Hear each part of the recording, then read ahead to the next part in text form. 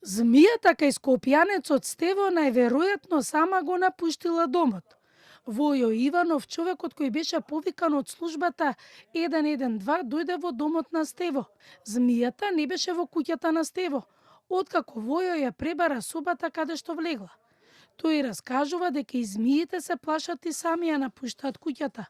Најлесна и безболна варијанта за двете страни е метла. Земете метла, џогер, пробајте да ја избуткате, пробајте да ја зафиксирате некако да не ја повредите, ќе ја фатите од позади, са тоа вака лесно звучи за мене, веројатно бизарно за гледачите, ама тоа е единствениот начин како ќе да речем заловите, фатите, ставите ја во некоја кофа или канта која е повисока, викнете луѓе кои што како мене, јас или мојот колега Сашо кој што се занимаваме со ова, ако веќе мора или со метла барем изметете од куќата за да таа си го фати патот, таа е сигурно повеќе уплашена и од вас заради тоа што залутала кај некој чудовишта што чудно мирисаат за нејзе.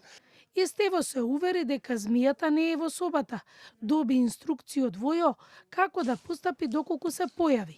Полесно, штом видел кревете ги извади во надвор, нема никој, ништо нема у нив и викам, значи не е тука, не е.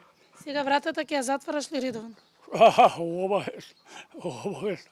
Во Скопје во интервентните единици нема вработено луѓе кои би постапиле во ваква состојба. Војо, кој сите го знаат како суперхеројот, што е најчесто во летниот период, достапен 24 часа за лов на змии и гуштари во приватни домови, не е дел од никаква единица за спасување. И се повторува секое лето. Луѓето се во паника, претпоставувам дека оправдано е нивното, да речеме, вртење во 12:30 или во 1 час од пополноќ и слично, ама сепак јас ова го правам од една добра намера и на тоа завршува. Ниту припаѓам на некаква специјална единица која нели државата ја организира или плаќа, ниту пак трошоците вакви за транспорт и слично ми ги покрива државата и мислам дека тоа е еден проблем за тоа што со години се игнорираат контактот со дивата природа, дивите животни и луѓето. Најчесто во градските средини Војо лови змии од видот смок.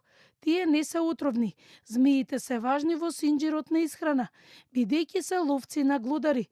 Многу често луѓето со изградба на живеалиште и згради, каде имало природа, ги бркаат влекачите од домовите нивни и завршуваат во дворовите и куќите на луѓето.